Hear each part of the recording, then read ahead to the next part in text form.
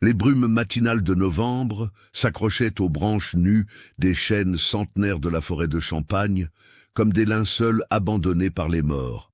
Pierre Moreau, bûcheron de 43 ans, aux mains rugueuses et au dos courbé par des décennies de labeur, sentait le froid mordre ses joues tandis qu'il progressait entre les troncs sombres, sa hache bien affûtée sur l'épaule.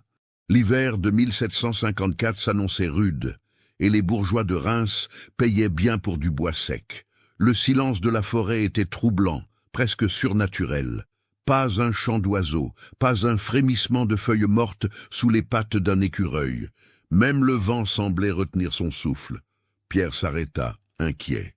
En 40 ans passés dans ces bois, il n'avait jamais ressenti une telle oppression, comme si la nature elle-même retenait son souffle. C'est alors qu'il l'entendit. Un grognement sourd, presque animal, mêlé au bruit de déchirement. Pierre serra sa hache plus fort, pensant d'abord à un loup égaré ou à un sanglier blessé, mais quelque chose dans ce son le glaçait d'effroi. Il y avait là une note humaine, une mélodie perverse qui n'appartenait ni au règne animal ni au monde des hommes. S'approchant avec précaution, écartant les ronces qui griffaient sa veste de laine, Pierre découvrit une clairière qu'il ne connaissait pas, bien qu'il eût arpenté ces terres depuis l'enfance. Au centre, sous les rayons blafards du soleil d'automne filtrant à travers les nuages, se dressait une silhouette qui le figea sur place. Une fillette d'une dizaine d'années, entièrement nue, était accroupie au-dessus du cadavre déchiqueté d'un corbeau. Ses cheveux bruns, emmêlés de feuilles mortes et de terre, cascadaient sur ses épaules maigres. Sa peau, d'une pâleur maladive, était maculée de sang séché et de boue. Mais ce qui terrifiait le plus Pierre, c'étaient ses yeux. 2 orbes d'un vert perçant qui luisaient d'une intelligence sauvage et primitive.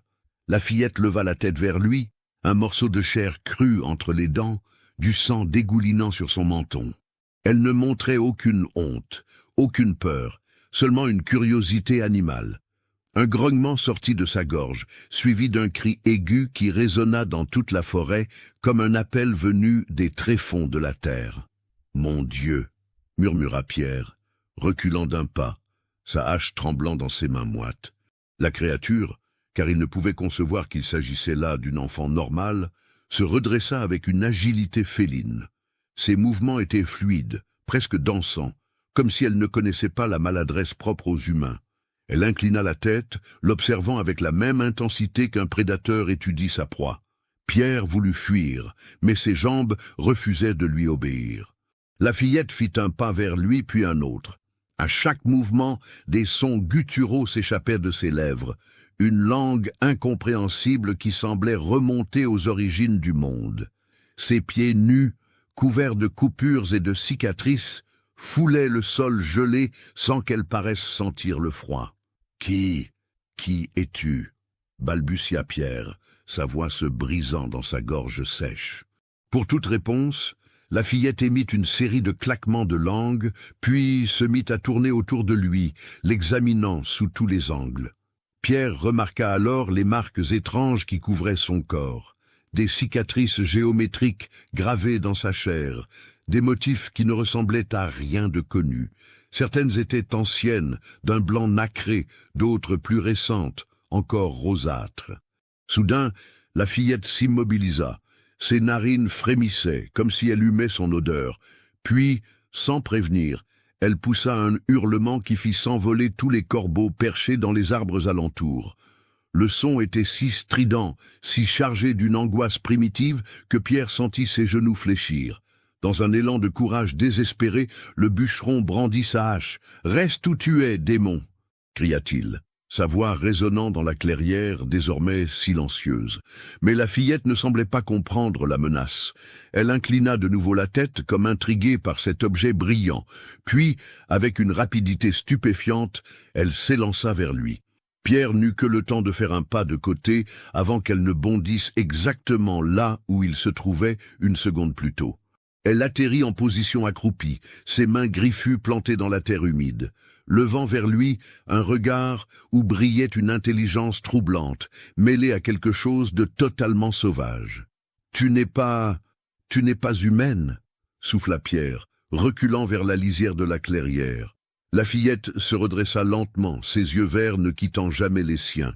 Puis, dans un français approximatif mais parfaitement compréhensible, elle articula ses premiers mots « fin, toujours, fin ». Sa voix était rauque, cassée, comme si elle n'avait pas parlé depuis des années. Mais ce qui glaça le sang de Pierre, c'était l'expression de souffrance infinie qui traversa son visage d'enfant. Sans réfléchir davantage, Pierre laissa tomber sa hache et ôta sa veste de laine. Il l'approcha doucement de la fillette, qui recula d'abord avec méfiance, puis se laissa envelopper dans le vêtement trop grand pour elle. « Comment tu t'appelles » demanda-t-il avec douceur, s'agenouillant pour se mettre à sa hauteur. La fillette secoua la tête, ses yeux reflétant une confusion profonde. Elle porta ses mains à sa gorge, comme si les mots lui faisaient mal. Pas, non, juste, faim et froid. Pierre sentit son cœur se serrer. Quelle tragédie avait pu transformer cet enfant en créature sauvage? Qui étaient ses parents? Depuis combien de temps vivait-elle seule dans cette forêt? « Viens, dit-il en lui tendant la main. Je vais t'emmener au village. On va s'occuper de toi. » La fillette fixa sa main tendue pendant de longues secondes, puis, avec une hésitation touchante, elle y posa ses doigts sales et glacés. Tandis qu'il quittait la clairière maudite, Pierre ne pouvait s'empêcher de jeter des regards inquiets vers sa protégée. Quelque chose en elle échappait à l'entendement, quelque chose qui le remplissait d'une angoisse sourde.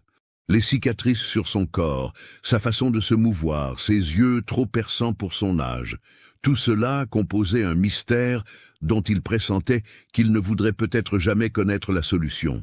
Le village de Sainte-Ménoulde apparut au détour d'un chemin boueux, ses toits de chaume fumant dans l'air glacé. Pierre hésita un instant devant les premières maisons. Comment expliquer cette découverte aux villageois? Comment décrire ce qu'il avait vu sans passer pour fou?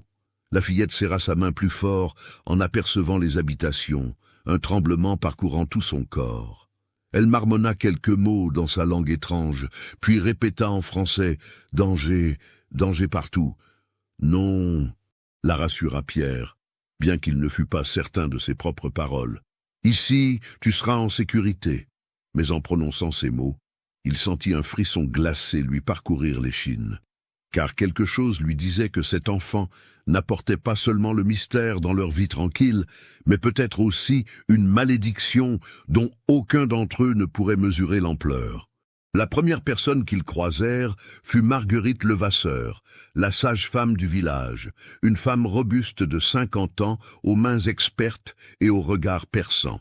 Elle s'arrêta net en les voyant approcher, son panier d'herbes médicinales glissant de ses bras. « Pierre, qu'est-ce que... Mon Dieu, cet enfant !»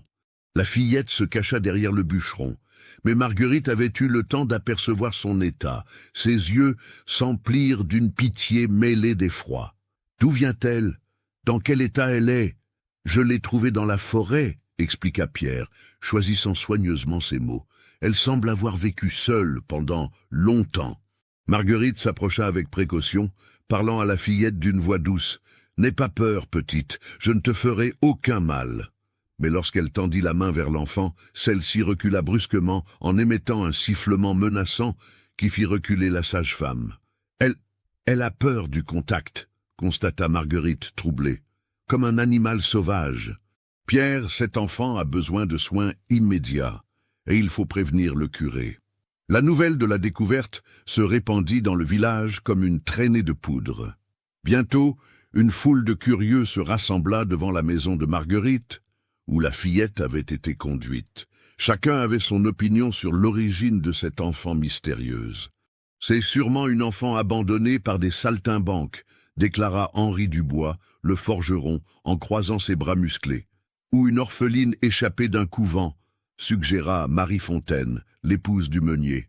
Mais le père Augustin Morel, curé de la paroisse depuis 20 ans, secoua sa tête grise avec gravité. Ces marques sur son corps, cette façon de se comporter... Mes amis, cet enfant a vécu quelque chose d'indicible. Nous devons faire preuve de charité chrétienne. À l'intérieur de la maison, Marguerite tentait de laver et nourrir la fillette, mais chaque geste était un combat. L'enfant refusait l'eau tiède, préférant l'eau glacée du puits. Elle rejetait le pain et le potage, ne montrant d'intérêt que pour la viande crue que la sage-femme avait prudemment dissimulée. « Elle ne mange que de la viande crue », murmura Marguerite au curé, venu prendre des nouvelles. « Et regardez ces cicatrices, mon père.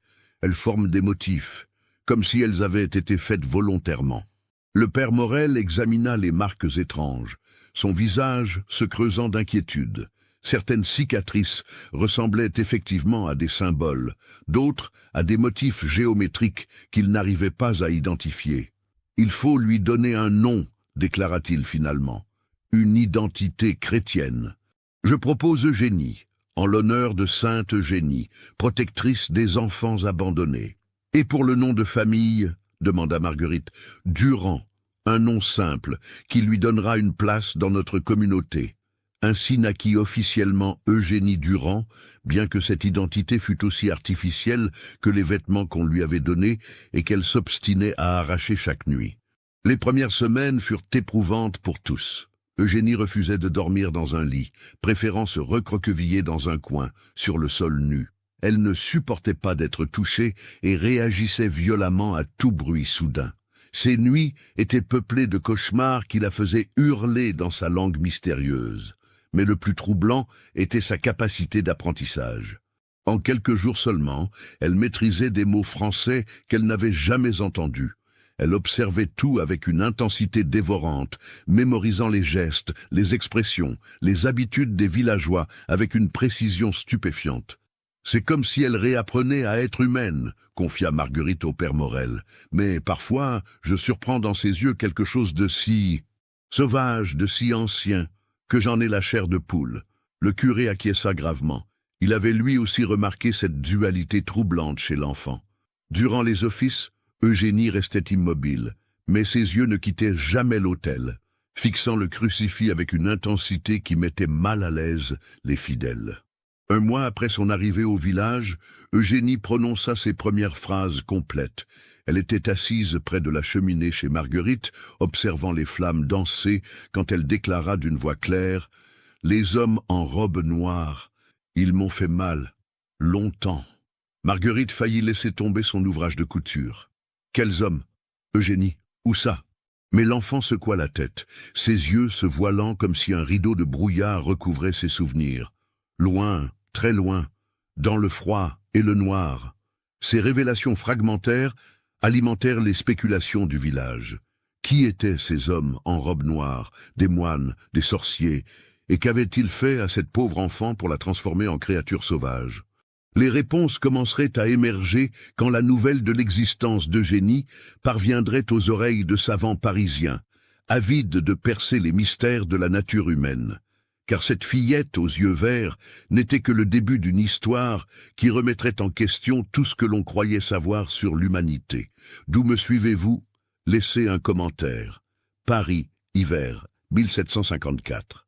Dans les salons enfumés du quartier latin, où les plus grands esprits du siècle des Lumières débattaient des mystères de la nature et de la condition humaine, une lettre allait changer le cours d'une existence et, peut-être, l'histoire de la science elle-même. Denis Diderot, âgé de 41 ans, philosophe et encyclopédiste reconnu, lisait avec une fascination croissante le courrier que venait de lui remettre son secrétaire. La missive, écrite d'une main tremblante par le père Augustin Morel de Sainte-Ménoul, décrivait la découverte d'une enfant sauvage, au comportement inexplicable. Une fillette qui refuse la nourriture cuite, ne connaît aucune langue civilisée et porte sur son corps des cicatrices formant des motifs géométriques d'une précision troublante, murmurait Diderot, ses yeux vifs parcourant les lignes.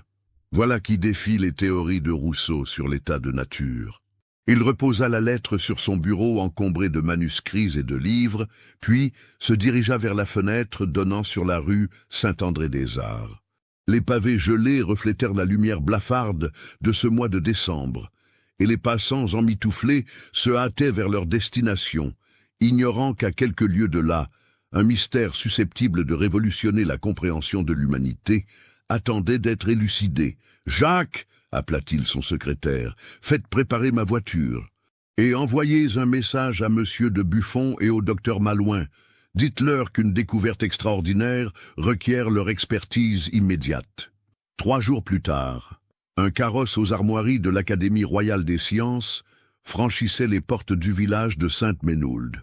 L'équipage, composé de Denis Diderot, de Georges-Louis Leclerc de Buffon, le célèbre naturaliste, et du docteur Paul-Jacques Malouin, médecin du roi et membre de l'Académie de médecine, descendit dans la cour de l'auberge du village sous les regards ébahis des habitants. Buffon, homme élégant de 47 ans au regard perçant, ajusta sa perruque poudrée et observa les alentours avec l'œil d'un scientifique habitué à cataloguer et analyser le monde naturel. « Mes chers confrères, déclara-t-il en descendant du carrosse, nous nous trouvons peut-être à l'aube d'une découverte qui ébranlera les fondements même de notre compréhension de la nature humaine. » Le docteur Malouin, plus âgé et plus prudent, hocha la tête avec circonspection. « Restons néanmoins prudents, Georges-Louis. Les témoignages de paysans superstitieux ne valent pas toujours les observations scientifiques rigoureuses. Raison de plus pour examiner cet enfant de nos propres yeux, intervint Diderot, son enthousiasme philosophique l'emportant sur la prudence. Si elle est réellement ce que décrit ce curé, nous tenons là un cas d'étude exceptionnel sur les limites entre nature et culture. Le père Morel les accueillit avec un mélange de respect et d'inquiétude. Le vieux prêtre avait vieilli de 10 ans en quelques mois, et ses mains tremblaient légèrement quand il leur serrait les leurs. « Messieurs les savants, » dit-il d'une voix lasse, « je vous remercie d'avoir fait ce voyage. Cette enfant, Eugénie, elle nous pose des questions auxquelles ma foi seule ne peut répondre. Où se trouve-t-elle actuellement ?» demanda Buffon, sortant déjà un carnet et une plume de sa poche. « Chez Marguerite Levasseur, notre sage-femme. C'est la seule personne qu'Eugénie accepte d'approcher sans montrer de signe d'agression. » Ils se dirigèrent vers la modeste maison de pierre où vivait la sage-femme. En chemin, le père Morel leur décrivait l'évolution troublante de l'enfant depuis son arrivée. Son apprentissage du français est d'une rapidité déconcertante. Mais il y a autre chose. Elle semble parfois connaître des choses qu'elle n'a jamais apprises. Des détails sur la nature, sur les animaux, sur les plantes, comme si elle avait passé toute sa vie à les observer. « Fascinant », murmura Diderot. « Cela confirme mes théories sur l'intelligence naturelle, indépendante de l'éducation formelle. » Marguerite les accueillit avec un soulagement évident. La brave femme était épuisée par des mois de surveillance constante d'un être qui défait toutes les règles de comportement humain normal. « Elle est dans le jardin », expliqua-t-elle, en les guidant vers l'arrière de sa maison. « Elle y passe ses journées, même par ce froid. Elle semble étudier les plantes mortes, les observer avec une attention que je n'ai jamais vue chez aucun enfant. » Et effectivement, au fond du petit jardin d'hiver, une silhouette solitaire était accroupie près d'un rosier dépouillé de ses feuilles. Eugénie, maintenant âgée d'environ 11 ans selon les estimations du docteur Malouin, portait une robe de laine simple, mais ses pieds restaient nus malgré le gel. Ses cheveux bruns, désormais propres et brossés, encadraient un visage d'une beauté étrange, aux traits fins mais marqués par une intensité troublante. Ce qui frappa immédiatement les 3 savants, ce fut la façon dont elle examinait la tige épineuse du rosier. Ses doigts couraient le long des épines avec une précision de naturaliste expérimenté, et ses yeux verts, d'un vert si pur qu'il semblait artificiel, scrutaient chaque détail avec une concentration absolue. « Eugénie » appela doucement Marguerite. L'enfant leva la tête et son regard croisa celui de Buffon. Ce dernier sentit un frisson le parcourir. Ses yeux ne reflétaient pas la curiosité innocente d'une enfant, mais l'intelligence aiguë d'un esprit scientifique mature. « Bonjour », dit Eugénie d'une voix claire, sans trace d'accent régional. « Vous êtes venu m'étudier. » Ce n'était pas une question, mais une constatation prononcée avec une assurance déconcertante. Diderot s'avança, fasciné. « Comment sais-tu que nous sommes venus pour cela, ma enfant ?» Eugénie se redressa avec cette grâce féline que tous ceux qui l'approchaient remarquaient immédiatement. « Vos vêtements, vos livres, votre façon de m'observer. Elle marqua une pause, inclinant la tête.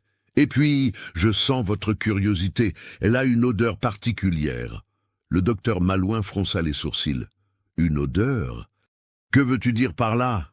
Les émotions ont des odeurs, expliqua Eugénie avec le naturel d'une évidence. La peur sent le métal rouillé, la colère, le soufre, la curiosité sent, comme les feuilles qui pourrissent au printemps, douces et acides à la fois. Les trois hommes échangèrent des regards stupéfaits. Aucun traité médical, aucune théorie philosophique ne mentionnait une telle capacité chez l'être humain. Buffon s'approcha prudemment, son carnet à la main. « Eugénie, accepterais-tu de répondre à quelques questions? Cela nous aiderait à mieux comprendre ton histoire. » L'enfant l'observa longuement, comme si elle jaugeait sa sincérité. Puis elle acquiesça. « Vous voulez savoir d'où je viens? Mais moi-même, je ne le sais pas avec certitude. Mes souvenirs, ils sont comme des morceaux de verre brisés. Certains brillent clairement, d'autres coupent quand j'essaie de les toucher. » Diderot nota fébrilement chaque parole. La métaphore était d'une poésie saisissante pour une enfant supposée sauvage. « Que se souviens-tu le plus clairement ?» demanda le docteur Malouin en s'agenouillant pour se mettre à sa hauteur. Les yeux d'Eugénie se voilèrent et son visage se durcit imperceptiblement. Les hommes en robe noire, leurs mains froides sur ma peau, leurs instruments qui brillaient dans l'ombre. Elle toucha machinalement son bras, là où les cicatrices les plus visibles formaient des motifs géométriques. Il disait que j'étais spécial, que j'avais quelque chose en moi qui ne devait pas exister. Des instruments? S'enquit Buffon, sa voix trahissant une excitation scientifique mêlée d'horreur. Quel genre d'instruments? Des lames fines, des aiguilles, des choses qui brûlaient. Eugénie parlait d'une voix monocorde, comme si elle décrivait une expérience vécue par quelqu'un d'autre. Ils gravèrent des signes sur moi. Ils disaient que c'était pour me purifier, pour empêcher le mal de sortir. Le silence qui suivit fut pesant. Marguerite essuya furtivement une larme, tandis que le père Morel serrait convulsivement son chapelet. « Où cela s'est-il passé ?» demanda doucement Diderot. « Dans un endroit froid et sombre, très loin d'ici. Il y avait de la neige toute l'année et des montagnes qui touchaient le ciel. » Eugénie ferma les yeux. « Et il y avait d'autres enfants, mais eux n'ont pas survécu aux expériences. » Cette révélation glaça le sang des présents. Buffon cessa d'écrire, sa plume tremblant dans sa main. « Des expériences » répéta-t-il d'une voix blanche. « Ils nous faisaient avaler des substances amères. Ils nous privaient de nourriture pendant des jours, puis nous forçaient à manger des choses terribles. » La voix d'Eugénie se fit plus faible. « Ils nous exposaient au froid, à la chaleur, à la douleur, pour voir, disait-il, jusqu'où l'esprit humain pouvait aller sans se briser. »« Mon Dieu !» murmura le père Morel. « Quelle sorte de monstre! Comment as-tu échappé à cet enfer ?» demanda le docteur Malouin, sa compassion de médecin l'emportant sur sa curiosité scientifique. Eugénie ouvrit les yeux et quelque chose de dangereux brilla dans son regard vert. « Un jour, quelque chose a changé en moi. J'ai senti une force, une colère si pure qu'elle brûlait comme du feu. » Elle leva ses mains devant son visage, les observant comme si elles appartenaient à quelqu'un d'autre. Cette nuit-là, leurs chaînes se sont brisées. Leurs portes se sont ouvertes, et eux ont eu peur de moi pour la première fois. « Que veux-tu dire par « leurs chaînes se sont brisées » insista Buffon, son esprit scientifique luttant contre l'incrédulité. Mais Eugénie secoua la tête, ses souvenirs semblant se brouiller de nouveau. « Je ne sais pas. Je me rappelle seulement avoir couru dans la neige, pendant des jours et des nuits. Puis j'ai trouvé la forêt, et dans la forêt, j'ai appris à survivre. » « Combien de temps as-tu vécu seul dans les bois ?» demanda Diderot. « Longtemps. Les saisons ont tourné plusieurs fois. J'ai appris le langage des animaux, les secrets des plantes, les rythmes de la terre. » Elle sourit pour la première fois depuis le début de l'entretien, et ce sourire était d'une beauté troublante. La nature ne ment pas, elle. Elle dit toujours la vérité. Les questions se poursuivirent pendant des heures. Eugénie répondait avec une lucidité déconcertante, décrivant ses années de survie sauvage avec une précision de naturaliste accomplie. Elle connaissait les propriétés de dizaines de plantes, pouvait prédire le temps en observant le comportement des animaux et semblait posséder une compréhension intuitive des cycles naturels qui dépassait celle de bien des savants. Mais ce qui troublait le plus les trois hommes, c'étaient les capacités inexpliquées qu'elle mentionnait en passant, comme si elles étaient parfaitement naturelles. Sa capacité à sentir les émotions, son habileté à communiquer avec les animaux sauvages, et surtout cette force mystérieuse qui lui avait permis d'échapper à ces tortionnaires. Quand la nuit tomba, ils se retirèrent à l'auberge pour discuter de leurs observations. Dans la salle commune éclairée aux chandelles, autour d'un feu crépitant, les trois savants tentaient de donner un sens à ce qu'ils avaient découvert. « Messieurs, » déclara Buffon en sirotant son vin chaud, « nous sommes confrontés à un cas qui défie toute classification connue.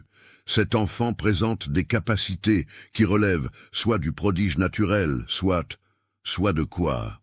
demanda Diderot, bien qu'il pressentît la réponse. « Soit de quelque chose que notre science n'est pas encore capable d'expliquer, » acheva le naturaliste. Ces cicatrices géométriques, cette intelligence précoce, ces sens surdéveloppés, tout cela suggère qu'elle a été soumise à des expériences dépassant notre entendement actuel. Le docteur Malouin hocha gravement la tête. Les tortures qu'elle décrit ne relèvent pas de la simple cruauté. Il y a là une méthode, une recherche systématique, comme si ces hommes en robe noire cherchaient à transformer la nature humaine elle-même. Mais dans quel but ? S'interrogea Diderot, son esprit encyclopédique tentant de trouver des références historiques. Et qui étaient-ils? Des alchimistes? Des membres de quelque secte secrète? Buffon posa son verre et se pencha vers ses confrères. « Mes amis, je propose que nous emmenions cet enfant à Paris. Là-bas, nous pourrons l'étudier dans de meilleures conditions, avec l'appui de l'Académie. Si elle détient réellement des secrets sur les capacités humaines cachées, nous nous devons de les comprendre. Et elle, que dira-t-elle » objecta le docteur Malouin. « Cet enfant a déjà assez souffert. L'arracher à ce village où elle commence à peine à retrouver une forme de paix. Justement, » coupa Diderot avec passion. « À Paris, elle aura accès aux meilleurs médecins, aux plus grands esprits de notre époque. Nous pourrons l'aider à recouvrer complètement la mémoire, à comprendre ce qui lui est arrivé. Et qui sait, peut-être pourrons-nous prévenir que d'autres enfants subissent le même sort. » La discussion se prolongea tard dans la nuit. Finalement, ils décidèrent de proposer à Eugénie de les accompagner en lui laissant le choix. Après tout, son intelligence remarquable lui permettait de prendre une décision éclairée. Le lendemain matin, ils trouvèrent Eugénie dans le jardin de Marguerite, immobile au centre d'un cercle d'animaux sauvages. Des corbeaux, des écureuils, même un renard roux qui d'ordinaire fuyait la présence humaine. Tous semblaient l'écouter tandis qu'elle émettait de doux sifflements mélodiques. « Extraordinaire !» murmura Buffon. « Elle communique réellement avec eux. » Quand Eugénie les aperçut, elle fit un geste de la main, et tous les animaux se dispersèrent dans un bruissement d'ailes et de feuillage. « Vous voulez m'emmener dans votre grande ville ?» dit-elle sans préambule. « Je le sens dans vos pensées. » Diderot sursauta. « Comment peux-tu ? Vos émotions sont très fortes ce matin. L'excitation, l'impatience, un peu de peur aussi. » Elle inclina la tête, les observant tour à tour. « Vous pensez que je peux vous aider à comprendre quelque chose d'important. »« C'est exact, » confirma Buffon. « À Paris, nous avons des instruments, des livres, des collègues qui pourraient t'aider à récupérer tes souvenirs perdus. Et en retour, tu pourrais nous aider à comprendre ce qui t'a été fait. » Eugénie resta silencieuse un long moment, son regard vert se perdant vers l'horizon. « Les hommes en robe noire m'ont dit la même chose, » dit-elle finalement. « Qu'ils m'aidaient à comprendre ma nature, qu'ils faisaient cela pour le bien de l'humanité. » Ces mots jetèrent un froid sur l'assemblée. Le docteur Malouin s'avança. « Nous ne sommes pas comme eux, Eugénie. Nous ne te ferons jamais de mal. Tu as ma parole de médecin. » L'enfant le regarda longuement, comme si elle sondait son âme. « Votre odeur ne ment pas, » dit-elle finalement. « Vous êtes sincère, mais la sincérité ne protège pas toujours de l'erreur. » Malgré cette réserve philosophique troublante de la part d'une enfant de 11 ans, Eugénie accepta finalement de les accompagner.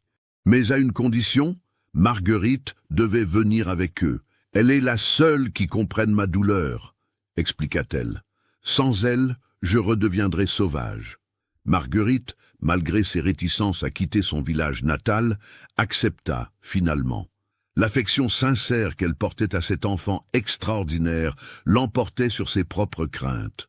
Les préparatifs du départ prirent plusieurs jours. Il fallut convaincre les autorités locales, rassurer les villageois et surtout préparer Eugénie au choc culturel qui l'attendait dans la capitale. Le jour du départ, tout le village s'était rassemblé pour leur dire au revoir. Pierre Moreau, le bûcheron qui avait découvert Eugénie, s'approcha timidement. « Prends soin de toi, petite, » dit-il en lui tendant un petit objet sculpté dans le bois. « J'ai fait cela pour toi. » C'était une figurine représentant un loup gravé avec un soin touchant. Eugénie la prit délicatement, et pour la première fois depuis son arrivée au village, des larmes coulèrent sur ses joues. « Merci, » murmura-t-elle. « Je n'oublierai jamais votre bonté. » Tandis que le carrosse s'éloignait de Sainte-Ménehould, Eugénie regardait par la fenêtre le paysage qui défilait.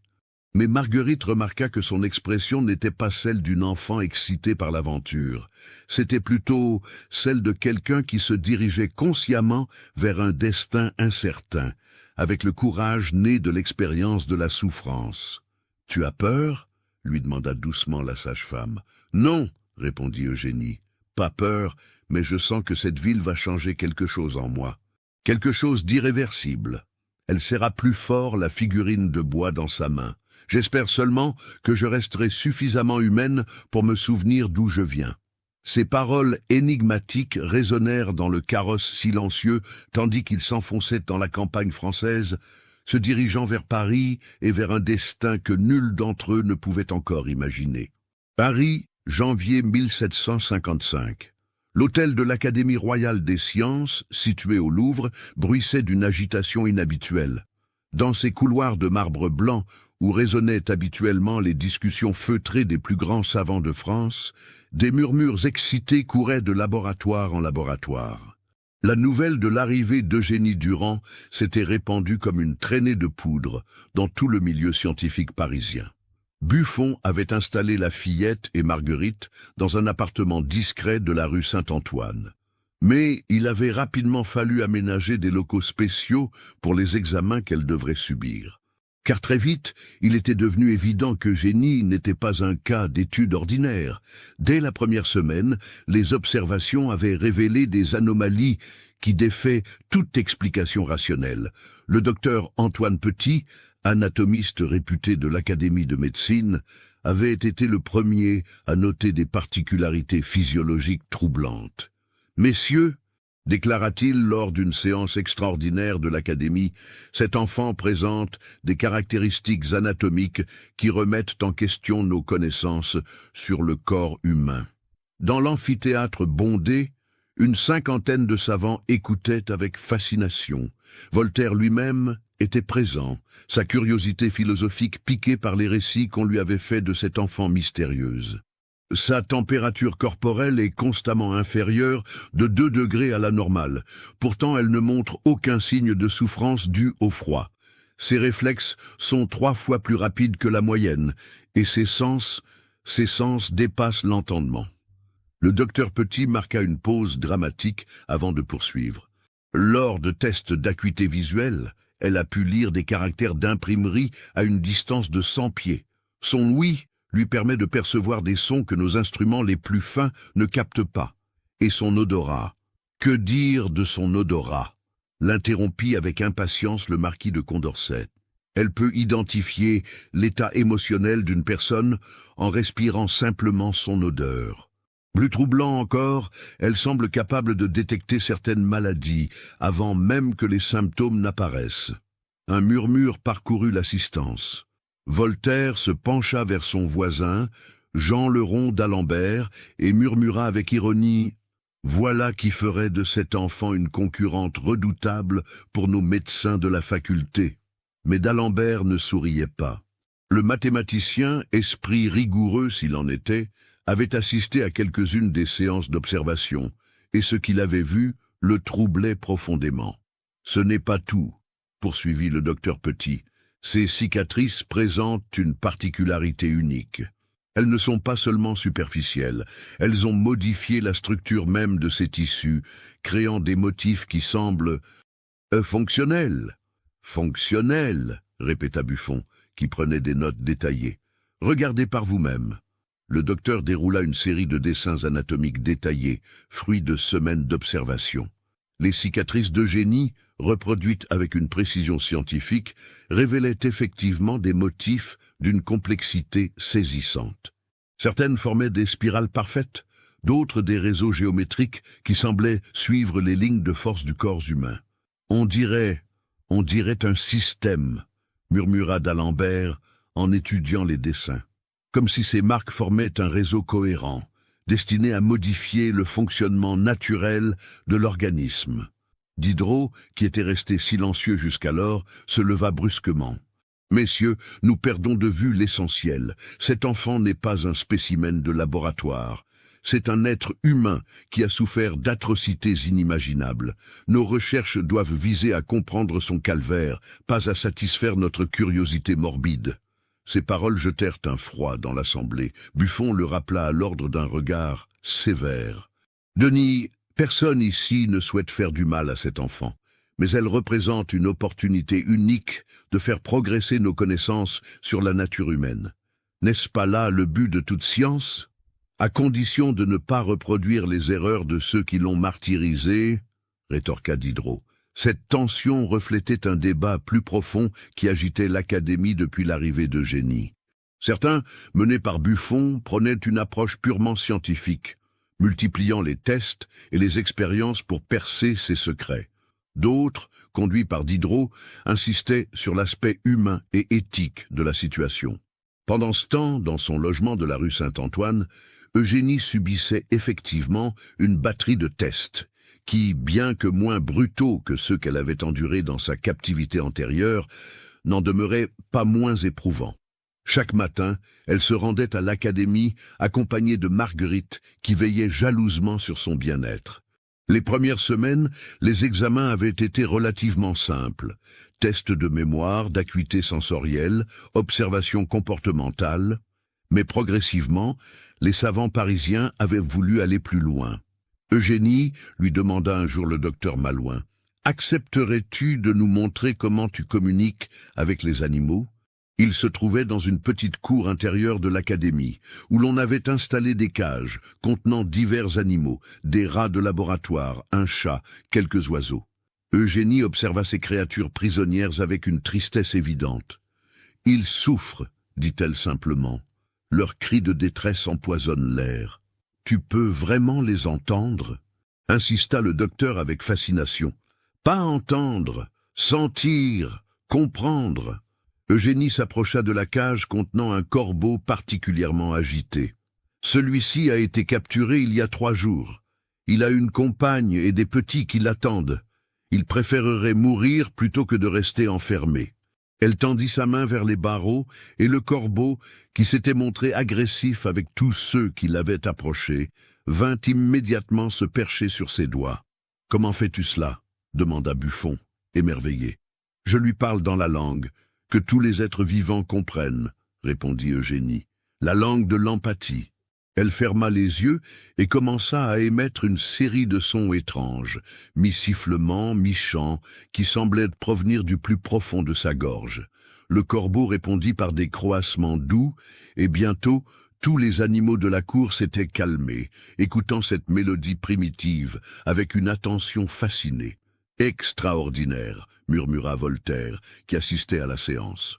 Cet enfant possède un don que nous avons perdu en devenant civilisés. Mais d'autres expériences furent plus troublantes. Un après-midi de février, le docteur Petit voulut tester les limites de sa résistance à la douleur, se souvenant de sa capacité apparente à ignorer le froid. « Nous allons simplement tester tes réflexes, » expliqua-t-il en approchant une fine aiguille de son bras. « Cela ne fera pas mal. » Mais dès que la pointe métallique entra en contact avec sa peau, Eugénie poussa un hurlement qui glaça le sang de tous les présents. Ce n'était pas un cri de douleur ordinaire, mais un son animal, primitif, chargé d'une terreur viscérale. Arrêtez !» cria Marguerite en se précipitant vers l'enfant. « Vous voyez bien qu'elle ne supporte pas ça !» Eugénie tremblait de tous ses membres, ses yeux verts roulant dans leurs orbites comme ceux d'un animal pris au piège. Des mots incohérents s'échappèrent de ses lèvres, mêlant français et cette langue mystérieuse qu'elle parlait parfois. Les aiguilles. Non, pas encore les aiguilles. Ils ont dit que c'était fini. Ils ont promis. Il fallut 1 heure entière pour la calmer. Marguerite la berçant comme un nourrisson, tandis qu'elle sanglotait contre son épaule. Si cette histoire macabre vous a donné des frissons, partagez-la avec un ami qui aime les contes d'horreur. Cet incident marqua un tournant dans les relations entre Eugénie et ses observateurs. Diderot, furieux, exigea qu'on mette fin aux expériences susceptibles de raviver ces traumatismes. Mais Buffon et d'autres insistaient pour continuer, arguant que comprendre ces réactions pourrait aider d'autres victimes. Cet enfant a vécu des horreurs que nous peinons à imaginer, plaida Diderot lors d'une réunion orageuse. Notre devoir est de l'aider à guérir, pas de raviver ses blessures au nom de la science. Mais justement, répliqua le docteur Petit, ces réactions nous en apprennent plus sur la nature de ces tortures qu'elle a subies. Si nous comprenons les mécanismes, nous pourrons peut-être les inverser. Ces débats éthiques révélaient les tensions profondes qui agitaient le siècle des Lumières. D'un côté, la soif de connaissance et la foi dans le progrès scientifique. De l'autre, l'émergence d'une conscience humaniste qui remettait en question le prix de ce progrès. Pendant ce temps, Eugénie elle-même évoluait. L'exposition à la culture parisienne, aux livres, aux conversations savantes, développait encore ses capacités intellectuelles déjà exceptionnelles. Elle apprenait avec une rapidité stupéfiante, maîtrisant en quelques semaines des concepts que d'autres mettaient des années à assimiler. Mais cette évolution s'accompagnait de phénomènes de plus en plus troublants. Les domestiques de l'Académie rapportaient des événements étranges, des chandelles qui s'éteignaient sans raison en sa présence, des objets qui se déplaçaient légèrement quand elle était émue, des miroirs qui se fendillaient quand elle les regardait avec trop d'intensité. Un soir de mars, alors qu'elle lisait dans la bibliothèque de l'Académie, le vieux bibliothécaire, M. Rousseau, homonyme du philosophe, fut témoin d'un événement qui le marqua à vie. Eugénie était plongée dans la lecture d'un traité de Descartes sur les passions de l'âme quand soudain, elle leva la tête, l'air inquiet. « Quelqu'un va mourir », dit-elle d'une voix blanche. « Que dis-tu, mon enfant ?» demanda le vieil homme troublé. « Je le sens. La mort rôde. Elle cherche sa proie. » Eugénie ferma les yeux, sa respiration se faisant haletante. « C'est tout proche, dans ce bâtiment. » 15 minutes plus tard, on découvrait le corps du docteur Moreau, un anatomiste de l'Académie, foudroyé par une crise cardiaque dans son laboratoire du rez-de-chaussée. La nouvelle de cette prédiction se répandit rapidement, alimentant les rumeurs les plus folles sur les pouvoirs d'Eugénie. Certains parlaient de sorcellerie, d'autres de dons prophétiques. Mais pour ceux qui l'observaient quotidiennement, il devenait évident qu'il se passait quelque chose d'inexplicable. Ces phénomènes s'intensifient, nota Buffon dans son journal privé, comme si la présence d'Eugénie dans notre environnement civilisé réveillait en elle des capacités endormies, ou comme si le processus entamé par ces tortionnaires poursuivait son cours, indépendamment de notre volonté. Cette observation allait se révéler prophétique, car à mesure que les semaines passaient, il devenait clair qu'Eugénie n'était pas seulement une victime de tortures barbares. Elle était le produit d'une expérience, d'une ampleur et d'une sophistication qui dépassaient tout ce que la science de l'époque pouvait concevoir. Et cette expérience n'était pas terminée. Un matin d'avril, en pénétrant dans son laboratoire, Buffon découvrit Eugénie debout devant une carte de l'Europe, ses doigts traçant des lignes invisibles sur la surface du papier. « Que fais-tu, ma chère enfant ?»« Je sens les autres, » répondit-elle sans se retourner. « Ils sont éparpillés à travers l'Europe. Certains sont morts, d'autres se cachent encore, mais tous portent les mêmes marques que moi. » Buffon sentit un frisson glacé lui parcourir l'échine. « Les autres?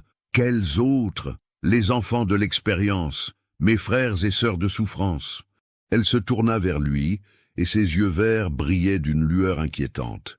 Nous n'étions pas les premiers, monsieur de Buffon, et nous ne serons pas les derniers.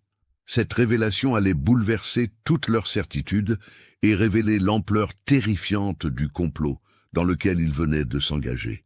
Mai 1755. Dans les profondeurs des archives secrètes du château de Vincennes, un homme âgé, aux cheveux blancs et aux mains tremblantes, parcourait fébrilement des documents jaunis par le temps. Le marquis de Pompadour venait de recevoir un rapport troublant de ses espions à l'Académie royale des sciences, et ce qu'il avait appris l'avait glacé d'effroi. Depuis 3 mois, des témoignages similaires affluaient de toute l'Europe. Venise signalait un jeune garçon aux capacités extraordinaires, trouvé dans les canaux de la cité. Prague mentionnait une fillette qui parlait aux morts dans le cimetière juif. Vienne rapportait la découverte d'un enfant capable de guérir les malades par simple imposition des mains. Tous présentaient les mêmes caractéristiques, des cicatrices géométriques, des capacités sensorielles hors normes et des souvenirs fragmentaires d'hommes en robe noire. Le marquis s'arrêta devant un coffre de fer forgé scellé depuis 15 ans. Ses mains tremblèrent davantage encore quand il en extirpa un parchemin portant le sceau de l'ordre de la Lame Noire, une société secrète qu'il avait cru disparue depuis l'Inquisition. « Mon Dieu !» murmura-t-il en déchiffrant les lignes manuscrites en latin. « Ils ont réussi. Après tous ces siècles, ils ont réussi. » À Paris, ignorant ces révélations qui se tramèrent dans l'ombre, Eugénie progressait dans sa propre quête de vérité. Les dernières semaines avaient vu ses capacités s'affiner de manière spectaculaire. Elle pouvait désormais localiser avec précision les émotions des gens dans un rayon de plusieurs centaines de mètres, prédire les changements météorologiques avec une exactitude troublante, et surtout, elle avait développé ce qu'elle appelait sa vision étendue. C'est comme si je pouvais voir à travers les yeux d'autres personnes, expliqua-t-elle à Diderot lors d'une de leurs conversations quotidiennes. Parfois, je vois des paysages que je n'ai jamais visités, des visages que je ne connais pas, et pourtant, je sais que ce sont mes frères et sœurs. Diderot notait soigneusement chaque détail. Son admiration pour cet enfant extraordinaire s'était muée en une affection paternelle profonde, mêlée d'une inquiétude grandissante. Dis-moi, Eugénie, à quoi ressemblent ces endroits que tu vois? Il y a un château sur une île entouré de brouillard perpétuel, une montagne creusée de tunnels qui descendent vers le centre de la terre, une forêt de pins noirs où la neige ne fond jamais. Ses yeux se voilèrent, et partout, toujours, l'odeur du sang et de la peur. Ces descriptions correspondaient étrangement aux témoignages qui parvenaient aux autorités européennes. Diderot commençait à soupçonner qu'ils étaient confrontés à quelque chose de bien plus vaste qu'un simple cas de maltraitance infantile. Le tournant décisif eut lieu un matin de juin. Eugénie se trouvait dans le laboratoire de Buffon quand soudain elle s'effondra en poussant un cri déchirant. Son corps se raidit, ses yeux se révulsèrent et elle se mit à parler dans une langue que personne ne reconnaissait. « Frater moriens !» Dolor infinitus, ars nigra triomphans. Le frère meurt, douleur infinie. L'art noir triomphe. Buffon et ses assistants se précipitèrent vers elle, mais Marguerite les arrêta d'un geste. Ne la touchez pas, j'ai déjà vu cela. Elle est ailleurs. Effectivement, bien que son corps fût présent dans le laboratoire parisien, l'esprit d'Eugénie semblait voguer dans des contrées lointaines. Ses lèvres bougeaient sans cesse, décrivant avec une précision horrifiante des scènes de torture et d'expérimentation. Il le découpe. Il cherche la source de son pouvoir. Le frère numéro 17 résiste, mais ils vont le briser comme les autres. Cette transe dura 2 heures.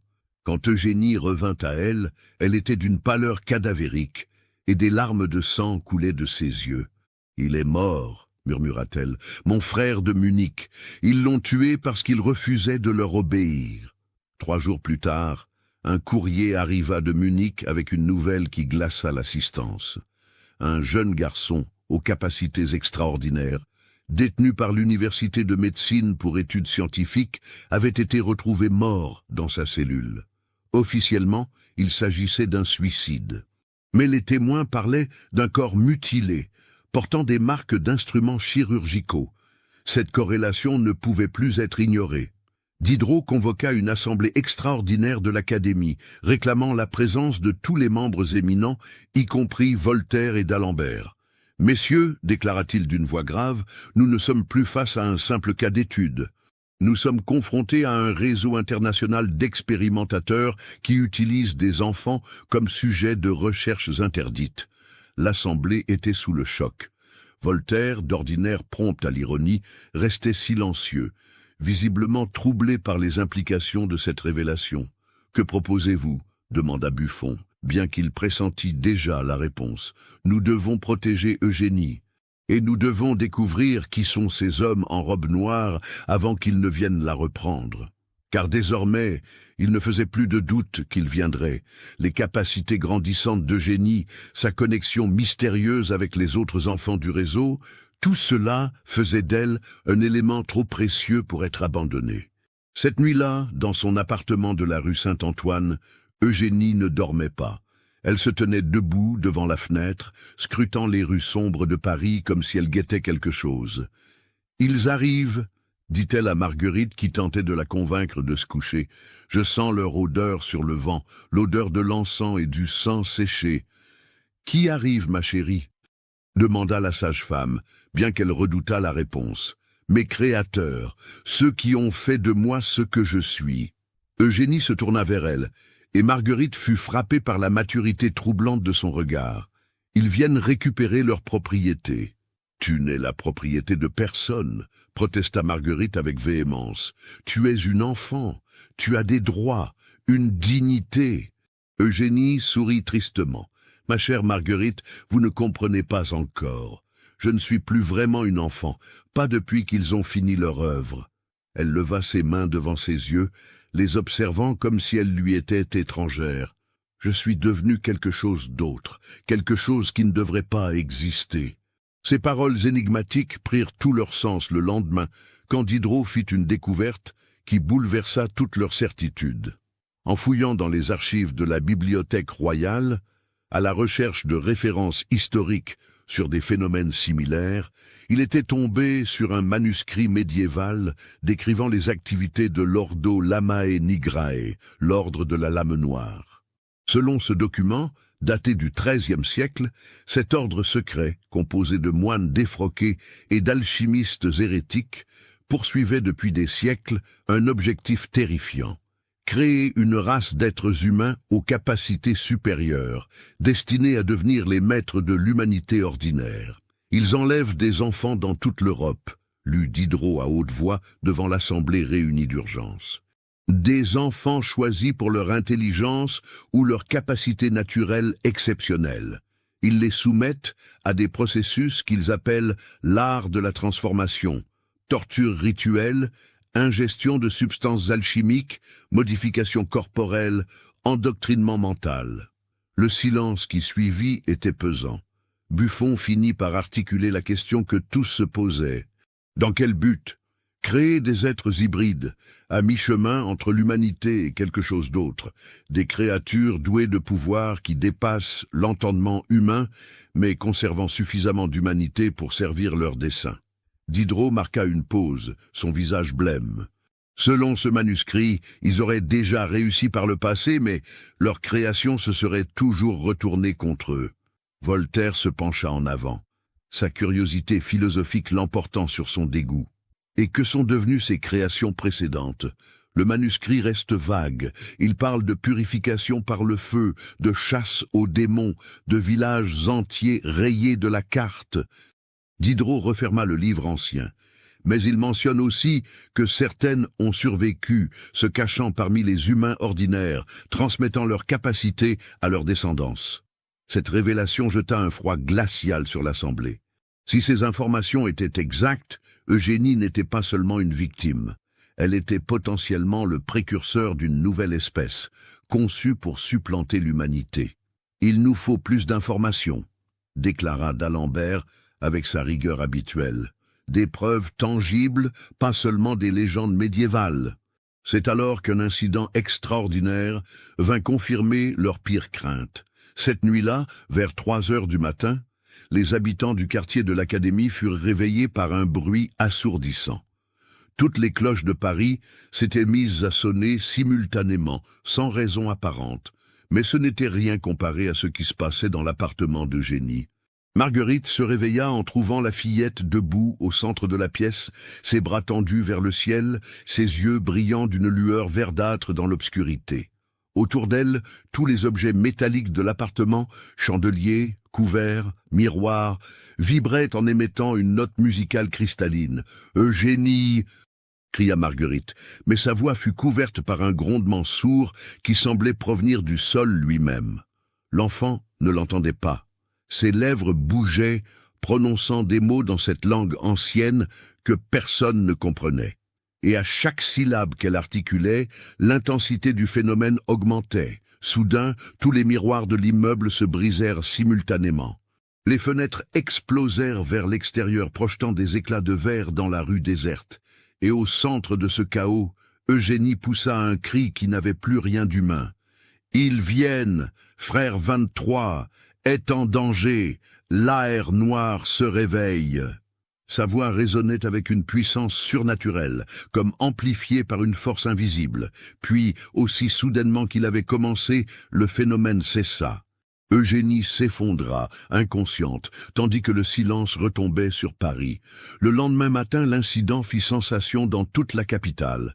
Les autorités parlèrent de tremblements de terre localisés, mais les témoins décrivaient des phénomènes qui défient toute explication rationnelle. Quand Eugénie se réveilla vers midi, elle était d'une pâleur cadavérique. Ses premiers mots furent pour annoncer une nouvelle tragédie. Frère 23 est mort. À Prague, ils l'ont sacrifié dans leur rituel.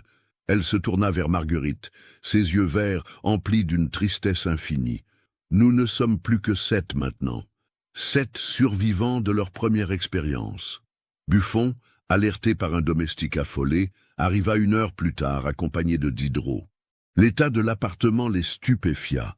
Pas un miroir intact, des traces de brûlures inexpliquées sur les murs et une odeur d'ozone qui flottait encore dans l'air. « Qu'est-il arrivé exactement ?» demanda Buffon à Marguerite. « Je ne sais pas comment décrire cela », bégaya la brave femme encore sous le choc. C'était comme si elle était devenue un conduit pour une force qui la dépassait. Eugénie les observait avec un calme troublant. « Mes capacités s'affinent », expliqua-t-elle d'une voix étrangement mature. « Plus je reste loin d'eux, plus je deviens ce qu'ils voulaient que je devienne. C'est ironique, n'est-ce pas ?» Diderot s'agenouilla devant elle. « Que veux-tu dire, ma chère enfant ? Ils pensaient me contrôler en gravant ces marques sur mon corps, en m'injectant leur substance, en conditionnant mon esprit. Mais ils n'avaient pas prévu que la liberté réveillerait mes véritables capacités. » Elle toucha l'une de ses cicatrices. « Ces marques ne sont pas des chaînes, monsieur Diderot. Ce sont des antennes. Et chaque jour qui passe, elles captent des signaux plus forts. »« Quels signaux ?» demanda Buffon, fascination et terreur mêlées. « Les pensées de mes frères et sœurs dispersées à travers l'Europe. Leurs souffrances, leurs découvertes, leurs morts. » Eugénie se leva, se dirigeant vers la fenêtre brisée. Mais aussi autre chose, quelque chose d'ancien qui dort dans la terre depuis des millénaires. Quelque chose que l'ordre de la lame noire essaie de réveiller. Cette révélation glaça ses auditeurs. Ils commençaient à comprendre que l'enjeu dépassait largement le sort d'une poignée d'enfants martyrisés. Il s'agissait peut-être de l'avenir même de l'humanité. « Nous devons te mettre en sécurité », déclara Diderot. « Si ces hommes viennent te chercher, ils sont déjà là. » l'interrompit Eugénie. « Depuis 3 jours. Ils observent, ils attendent le moment propice, mais ils ont peur de moi maintenant, car je ne suis plus la petite fille terrifiée qu'ils ont torturée pendant des années. » Elle se tourna vers eux, et ils furent frappés par la transformation qui s'était opérée en elle. Cet enfant de 12 ans portait désormais dans ses yeux verts la sagesse douloureuse d'un être ayant vécu 1000 vies. Le moment est venu de découvrir la vérité sur ce qu'ils m'ont fait, et sur ce qu'ils préparent pour l'humanité.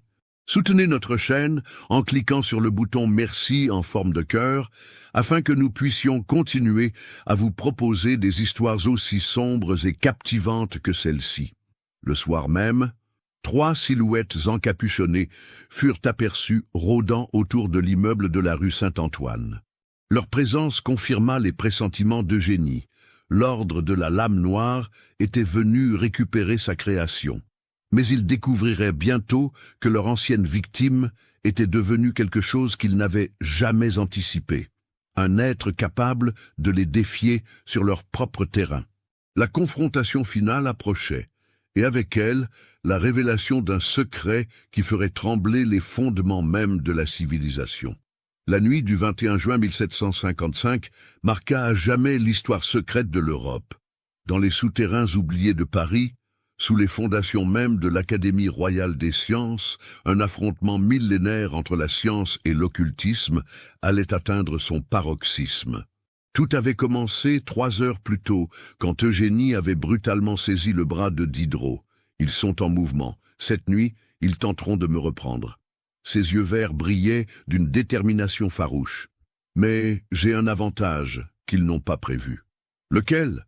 Avait demandé le philosophe, bien qu'il redoutât la réponse. Je sais maintenant ce qu'ils m'ont vraiment fait. Et je sais comment l'utiliser contre eux. Elle avait alors guidé Diderot, Buffon et Marguerite vers les caves de l'Académie, suivant un chemin qu'elle semblait connaître par cœur, bien qu'elle n'y fût jamais descendue. « Comment connais-tu ce chemin ?»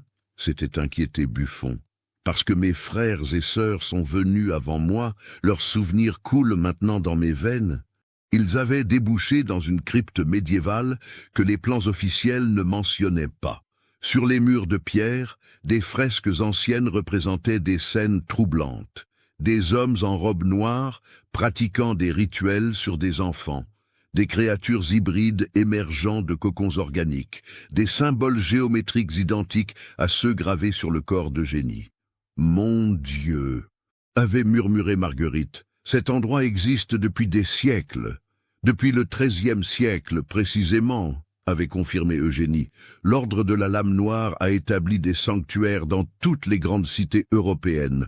Paris, Prague, Vienne, Munich, tous reliés par un réseau souterrain d'une complexité inimaginable. Au centre de la crypte se dressait un autel de pierre noire, couvert de rigoles destinées à évacuer le sang des sacrifices. Autour, disposés en cercles concentriques, des symboles alchimiques étaient gravés dans le sol avec une précision mathématique. « Voilà où il nous amenait », avait continué Eugénie d'une voix blanche, « ici et dans des endroits similaires, pour nous transformer en autre chose. » C'est à ce moment-là qu'il les avait entendus approcher. Des pas résonnaient dans les couloirs souterrains, accompagnés de chants gutturaux dans une langue qui semblait remonter aux origines du monde.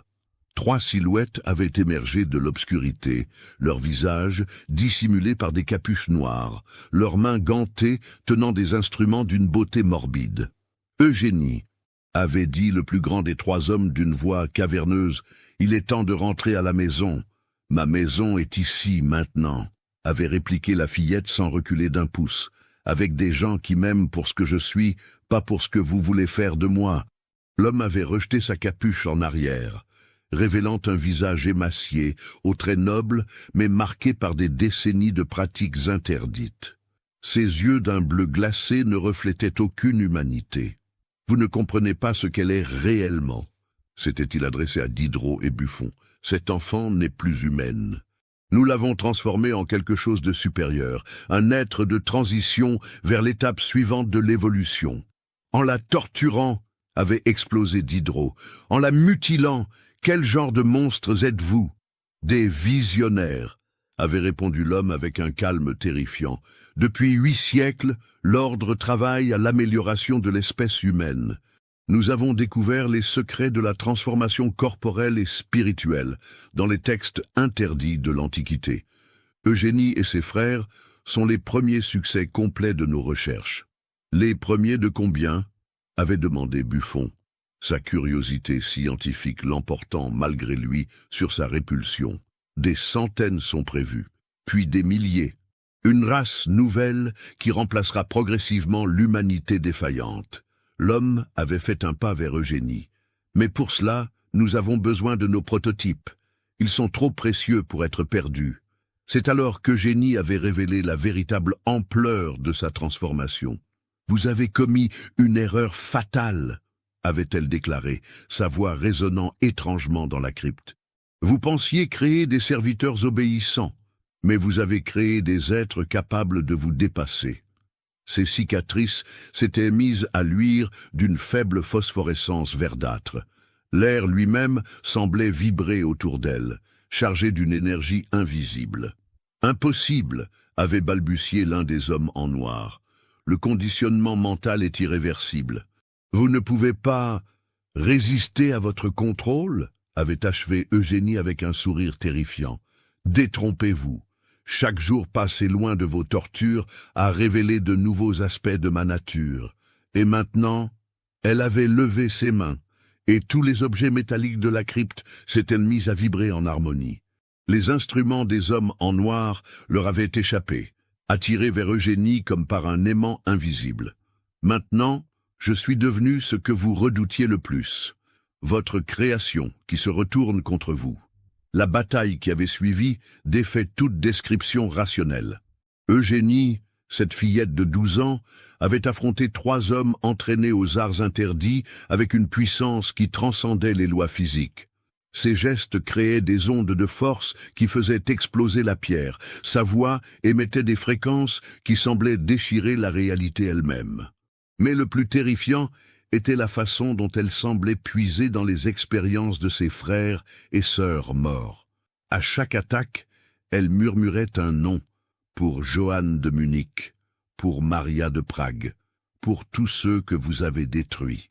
L'affrontement avait duré moins de 10 minutes, mais il avait suffi à réduire en poussière des siècles de recherches occultes.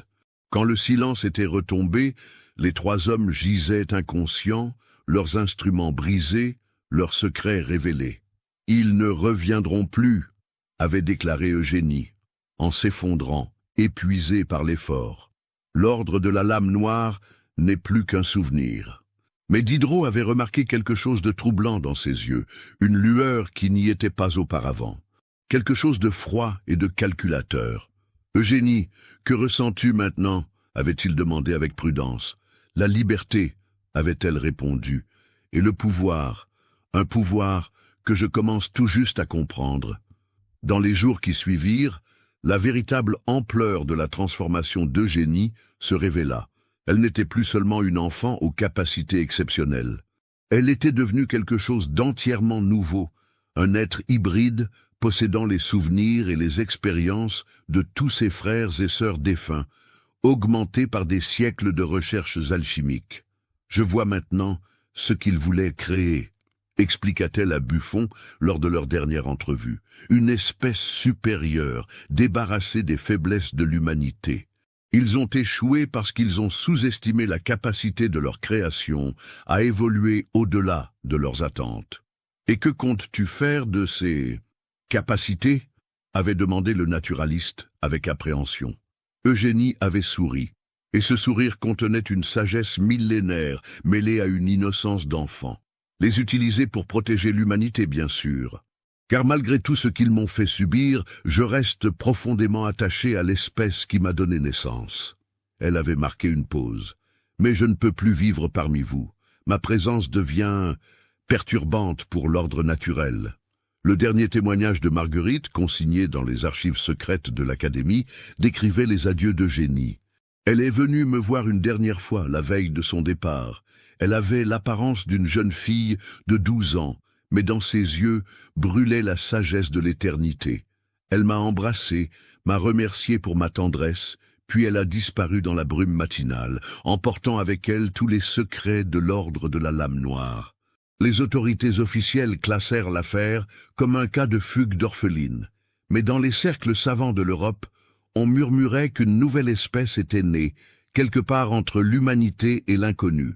Certains témoignages ultérieurs mentionnent une jeune femme aux yeux verts aperçue lors de catastrophes naturelles, aidant les victimes avec des méthodes inexplicables. D'autres parlent d'une protectrice mystérieuse veillant sur les enfants maltraités, leur apportant une aide surnaturelle. Mais la vérité sur ce qu'est devenue Eugénie Durand reste un mystère. Peut-être continue-t-elle à veiller sur notre monde depuis les ombres, gardienne silencieuse d'une humanité qui ne soupçonne pas son existence. Ou peut-être a-t-elle trouvé sa propre voie vers une évolution que nous ne pouvons même pas imaginer. Une chose est certaine, les expériences de l'ordre de la Lame Noire ont créé quelque chose que la science de 1754 ne pouvait expliquer. Quelque chose qui défie encore aujourd'hui notre compréhension de ce que signifie être humain. Car Eugénie Durand, la fille que la science ne pouvait expliquer, était devenue bien plus que la somme de ses souffrances.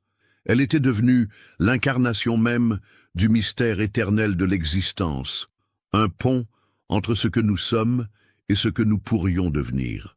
Et dans les nuits les plus sombres, quand la cruauté humaine semble triompher, certains affirment encore entendre son chant dans le vent. Un hymne ancien qui rappelle que même dans les plus profondes ténèbres, l'espoir peut naître de la souffrance et la lumière peut jaillir des abîmes les plus noirs de l'âme humaine. Archives secrètes de l'Académie royale des sciences, Paris, 1756. Rapport final sur le cas Eugénie Durand, dit « la fille que la science ne pouvait expliquer ». Après des mois d'observation et d'études, nous devons conclure que cet enfant représentait un phénomène unique dans l'histoire de l'humanité. Fruit d'expérimentations secrètes menées par l'ordre de la Lame Noire, elle avait développé des capacités qui transcendent notre compréhension actuelle de la nature humaine. Sa disparition marque la fin d'un chapitre troublant de notre quête scientifique, mais aussi l'ouverture de questions fondamentales sur les limites de l'humain et les dangers de la connaissance sans éthique. Nous recommandons que ce dossier reste classé secret, les implications de ces découvertes étant trop dangereuses pour être révélées au public. Signé Denis Diderot, Georges-Louis Leclerc de Buffon, Paul-Jacques Malouin. Que Dieu nous pardonne ce que nous avons découvert et qu'il protège l'humanité de ce que nous avons failli déchaîner. Qu'avez-vous pensé de l'histoire? Laissez votre commentaire ci-dessous et partagez vos réflexions sur ce cas terrifiant. Envie d'autres histoires d'horreur mêlant histoire et mystère. Abonnez-vous, activez la cloche de notification et partagez avec ceux qui aiment le côté obscur de l'humanité. À bientôt pour le prochain cauchemar.